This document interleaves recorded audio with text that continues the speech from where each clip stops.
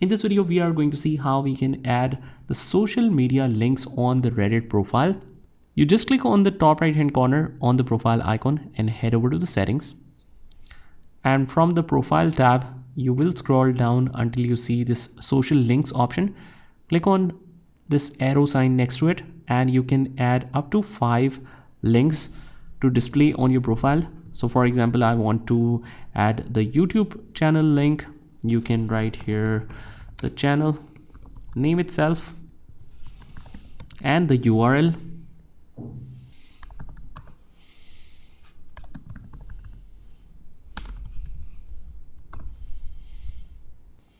So here's the URL. I'll just add it here, click on save, and that is how you can add it. Similarly, we can add up to 5 more links. So that's about it. I hope you found this video helpful, and if you did, hit the like button and subscribe to our channel, and I will see you in the next one.